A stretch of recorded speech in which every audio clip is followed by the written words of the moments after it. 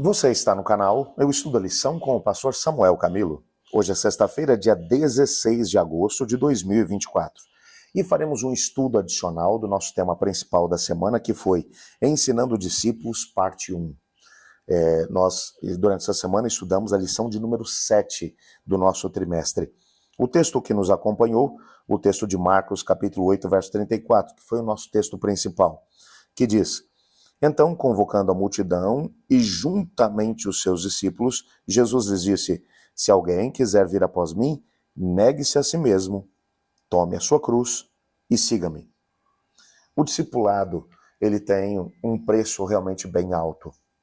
Quando olhamos para a visão que os discípulos tinham e que Jesus estava trabalhando, e nessa semana, como já mencionamos logo na primeira semana, a partir da segunda metade do capítulo 8, nós começamos a responder a outra pergunta. Na primeira parte do livro de Marcos, a gente está respondendo: quem é Jesus? Ele é o Messias.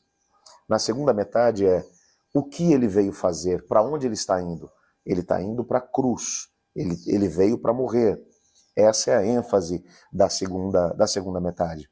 E nessa segunda metade, enquanto Jesus está falando da cruz, está falando de se doar em favor do próximo, os discípulos têm outras preocupações. Eles estão preocupados em saber qual deles é o maior, estão preocupados em conseguir, de alguma forma, fazer com que aquilo que são seus interesses sejam colocados em evidência nessa última fase da história. Eles esperavam que até a Páscoa Jesus se tornasse rei e que eles se tornassem seus ministros. Então, qual deles seria o primeiro-ministro? Qual deles seria o maior? E a briga era intensa entre eles. E Jesus vai trabalhar princípios de discipulado. Aquele que quiser ser o maior, então, que esteja disposto a servir mais do que os outros. Porque importante no contexto do reino é a preocupação com os pequeninos irmãos. Dois textos aparecem no nosso guia de estudos hoje, do livro das Exatas Nações. O primeiro deles, na página 349, onde Ellen White diz o seguinte: a humildade precede a honra. Para ocupar um elevado cargo diante dos seres humanos, o céu escolhe o obreiro que, como João Batista, assume posição humilde diante de Deus. O discípulo mais semelhante às crianças é o mais eficiente no trabalho para Deus. Os seres celestes podem cooperar com aquele que procura não se exaltar, mas salvar os outros. Isso é uma coisa realmente tremenda. Todas as vezes que o indivíduo se coloca numa posição em que ele se sente mais importante que os demais, ele vai depender pouco de Deus. Vai trabalhar com o braço da carne, porque ele vai achar que ele é indispensável para aquilo que tem que ser feito, para preparar o mundo para a volta de Jesus. Em outras palavras, sem mim, o mundo não vai ser preparado para a vinda de Cristo, quando na verdade você olha para as profecias e descobre que é fundamental para o processo de preparação do mundo para o retorno de Jesus é o Espírito Santo de Deus. Ele é fundamental. Ele dirige a igreja. Depois que Cristo foi ao céu, ele foi enviado para dirigir a igreja. Ele é o representante de Cristo aqui na terra. Então ele é capaz de usar mesmo pessoas improváveis. Quando você olha para os 12 apóstolos, qual deles estava preparado para poder cumprir a missão de Deus? É tanto que quando Jesus dá a sua grande comissão, Mateus capítulo 28 vai mostrar isso, os discípulos se sentem completamente perdidos. Atos capítulo 1 vai mostrar isso. Eles não têm ideia de como cumprir a missão. Por isso, quando eles entendem a grandiosidade do chamado de Deus e como eles estão despreparados para poder cumprir a missão, eles vão para o cenáculo e gastam 10 dias em oração, em busca, em clamor, entendendo que a menos que o céu os capacite e os dirija, eles não têm possibilidade de poder alcançar aquilo que Deus sonhou para eles. Por isso o texto vai deixar bem claro para a gente que quanto mais humilde for o indivíduo, quanto mais o indivíduo entender que ele não pode nada, mas que Deus pode tudo, mais Deus pode usá-lo para coisas grandes. O outro texto, também do livro Desejo às Nações, na página 353, Ellen White diz: em tudo que tivermos vantagem sobre os outros, seja na educação, na cultura, nobreza de caráter, princípios cristãos ou experiência religiosa, estamos em dívida para com os menos favorecidos.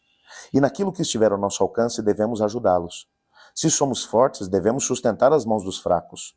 Anjos de glória que contemplam continuamente o rosto do Pai no céu, alegram-se em servir aos seus pequeninos. Aqueles que possuem muitos defeitos de caráter estão especialmente sobre a guarda deles. Os anjos estão sempre presentes, aonde são mais necessários, ao lado dos que têm a mais dura batalha a combater contra o próprio eu e cujo ambiente é o mais desanimador. Eu não sei se você compreendeu esse texto, mas esse texto vai deixar claro para a gente que os anjos do Senhor dedicam mais tempo para ajudar aqueles que são mais desfavorecidos, aqueles que têm mais dificuldade com defeitos de caráter, com ambientes hostis, com ambientes onde são mais expostos à tentação, do que com aqueles que não vivem assim. Por isso, quanto mais educação, mais conhecimento, quanto mais experiência com Deus nós tivermos, mais o céu espera que nós estejamos focados em ajudar o nosso próximo, porque isso vai mostrar que a gente está mais dentro do reino de Deus do que os demais.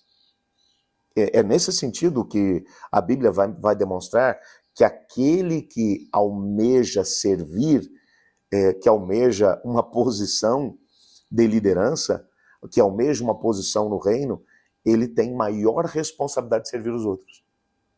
Os anjos de Deus se sentem felizes em poder ajudar aqueles que estão também focados em ajudar o próximo.